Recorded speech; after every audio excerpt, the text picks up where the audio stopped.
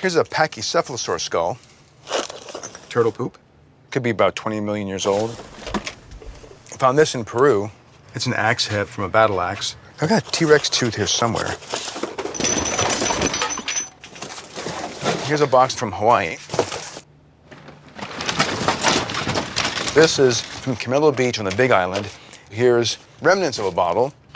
This is what's left of a manufacturer of flip-flops. This is a hagfish trap.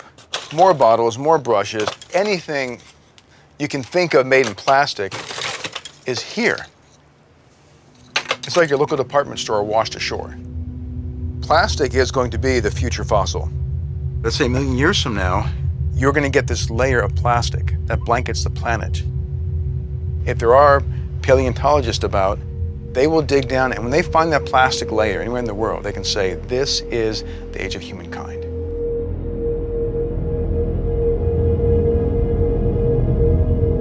We have this deep, million-year-old affinity to water.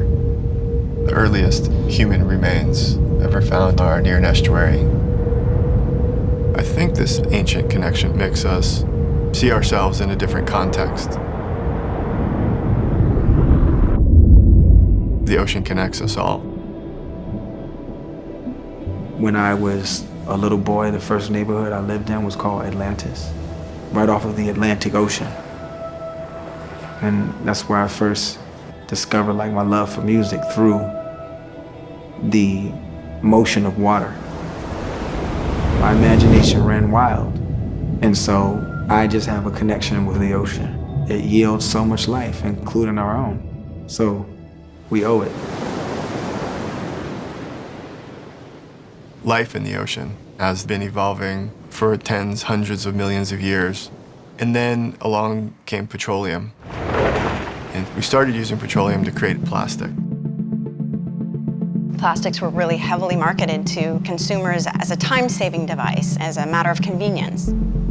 I don't think people were thinking in the 50s and 60s, what's going to happen to all this stuff? We often talk about the Stone Age, Iron Age, and the Bronze Age.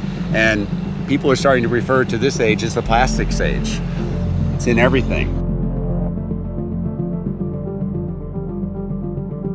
It's weird that plastics could ever have such a profoundly dark effect on our future.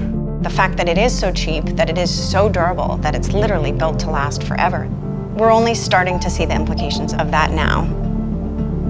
And I think when we just throw it all into a bin and it disappears, people don't give much thought to where it goes.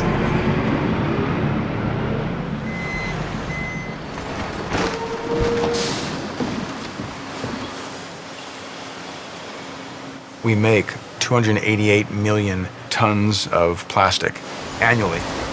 That means every 4 years, we make 1 billion tons of plastic. Where does it go? It may make its way into the waste management system. Now, what escapes the waste management system is heading out to sea. If it were paper, metal, or glass or wood, it would either oxidize, biodegrade, or be just inert and not matter. Whereas plastic just persists. It persists. In the span of just 50 years using plastic, we have plasticized our planet. You can go out in pretty much any ocean anywhere in the world, dip a net, and find evidence of plastic. It gets there through our storm drains, through our rivers. It literally blows out of garbage cans and falls out of dump trucks.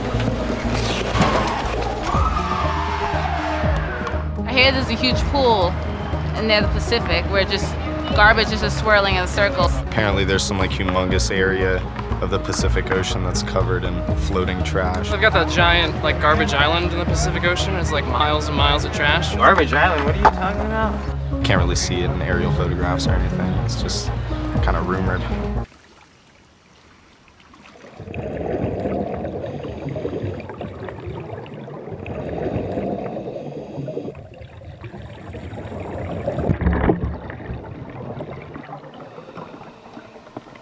Everyone who's ever been with me out to these garbage patches has been transformed. These are the remotest parts of the planet, but just about anything you throw into the ocean that floats will end up there. This is where we've organized all the samples from our latest voyage. This is what our ocean is like now. This is what it's full of. If you have a beach in the middle of the ocean, this is what will wash up on it.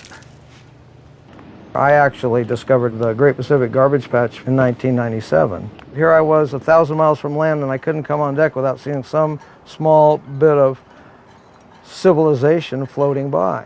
And I wanted to come back and measure and just see how much was there. Survey, less than 1 hour. In 1999, we found 6 times as much plastic as plankton by weight. In 2009, we found an average of about 36 to 1, and I'm thinking it's going to be in the hundreds to 1 now.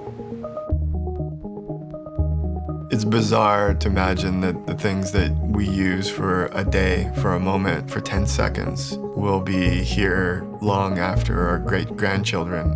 We're talking hundreds, if not thousands of years, and they eventually break down. They become smaller pieces, and those smaller pieces become part of the sand, part of the animals. That's super creepy. We live in the most highly educated society that has ever evolved on this planet. Everybody knows. The real problem is getting everybody to care. Right now, I would estimate 700 million tons of plastic in our oceans. That's like a resource waiting to be mined, waiting for people to profit from. When you look at ocean plastic, then you see first waste that is useless. But when you look again, you see a valuable working material.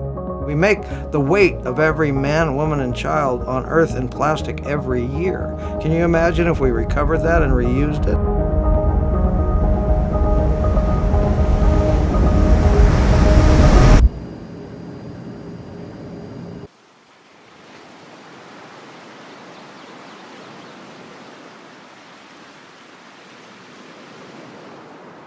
Being a surfer has allowed me to understand that nature's unpredictable, that we don't have much control over how the weather's gonna be, but we as humans have the control to reduce our impact on those environments, to keep our beaches the way nature intended them to be. And being a surfer, you see firsthand that this work's needed. We are headed to South Point, Big Island, and then to Camilo Point. The south point of this island is super barren, pretty trippy looking out there. You got a lot of solitude and a lot of space. It might seem odd that there's all this trash washing up on the beach, but when you take a closer look at it, you start to understand why. It's all trash from the garbage patch. We found trash all the way from Asia, from the United States, from Russia. People say, oh, we're just gonna throw it away. We like to say away is Hawaii. You know, we're the away. We are miles and miles and miles from any civilization. It's not what you would expect, but the fact that you end up at a beach that's littered with plastic is kind of a shocker.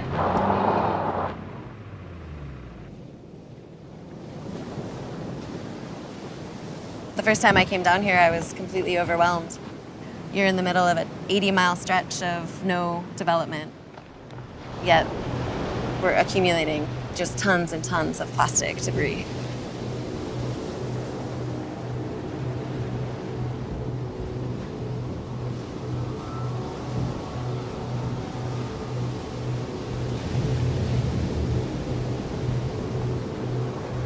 This one is Korean.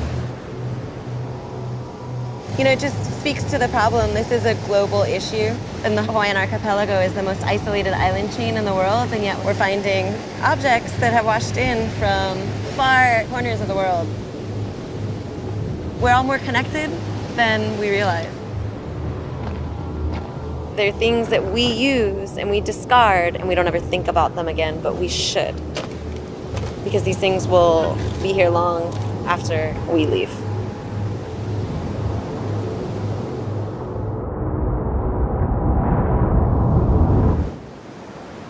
This is a HTP milk carton that has been gnawed on by a bunch of fish. We find all kinds of bottles like this. There's evidence of fish eating plastic all over the beach. Here's another one.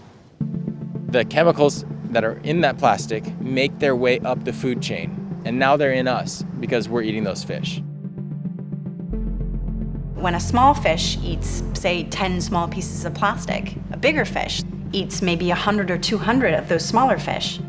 All of those contaminants are becoming more and more concentrated as they work their way up the food chain, until it comes to you and I, and we're at the top of that food chain. Today, the norm is that any one of us could look at the chemicals in our body and find that, yes, we have like heavy industrial chemicals stored in our blood. Every human being carries a burden of synthetic chemistry. That's a new reality. And what those long-term effects are, we just don't know. People talk about environmental issues like this is what might happen in the future. We only have 10 years for this to change. We're here. The shit's hitting the fan now. This isn't about a prognosis for the future. There's plastic in us. There's plastic in the most wild animals and on the bottom of the seafloor in places where it shouldn't be. It's not an imagined future state. This is a current scenario. I'm really hopeful. I'm not a pessimist when it comes to this. There's a lesson in everything. That's what this is about. When I see debris all over the beach, the feeling that leaves me with is an opportunity. Opportunity to figure out a way to solve this problem versus just giving up hope. Humans adapt. And one of the ways people are adapting is they're turning this mess into other new products. They're doing science, they're doing research, they're communicating, and they're being creative. That's what we do. That's what we humans do so well. There is no need to produce new plastic. We already produced enough. So why do we leave this high valuable material out there when we need it in our production cycles, when we need it in everyday products? The solution is so complex that not one person can solve it. So Pharrell unites partners in every category of industries to develop new ways of doing business to protect our oceans.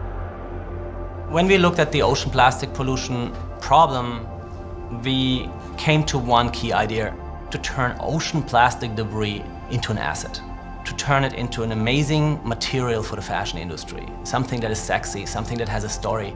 We found Bionic Yarn and realized that they're the perfect first partner because they can turn low-grade plastic into a high-profile material.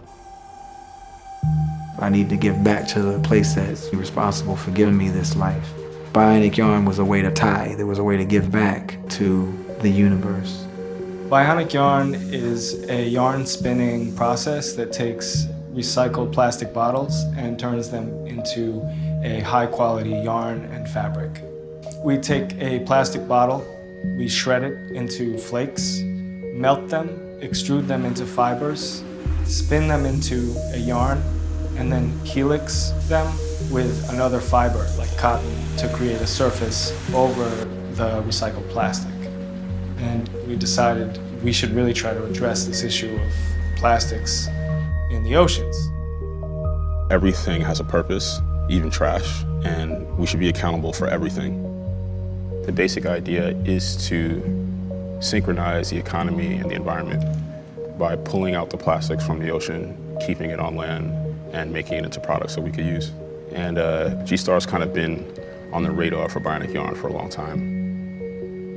G-Star decided they wanted to get involved, and that becomes something interesting. That's when you get 1 and 1 makes 3. Roll for the Oceans is a collection of product to make the world's first denim from recycled ocean plastic. We're replacing 25 to 30% of the fabric with Bionic Yarn, and Pharrell is co-designer of the collection. It's a multi-stakeholder project that combines science, activism and fashion. And generally, that's a strange combination. But innovation comes from a lot of different people working together. Aesthetically, there's some interesting things that I feel like that we're accomplishing. But when you realize what it is that we're attempting to do, pulling the roughage from the ocean, recycling the plastic bottles to make new yarn versus making new polyester, what it represents is what makes it so special. Usually fashion is something for vanity, but I think bionic yarn now represents transformation and the ability to take something bad and to make it good. The Raw for the Ocean collaboration is not the solution for the problem, but it shows a direction. And it shows big companies that it's pretty lucrative to be involved. And G-Star has the power to change the whole category of denim and the whole way things are made. The idea is really here to establish a new mindset within the fashion industry and inspire other segments of business and economy to follow that. The strength of an ecosystem is in diversity. The strength of any movement must also lie in diversity. All social revolutions in history have been carried out by individuals, passionate individuals, people who discover things, people who build things, people with ideas. There are ways of solving a lot of these problems if we can just harness our imagination to find solutions through everybody's particular, love. What do they love to do?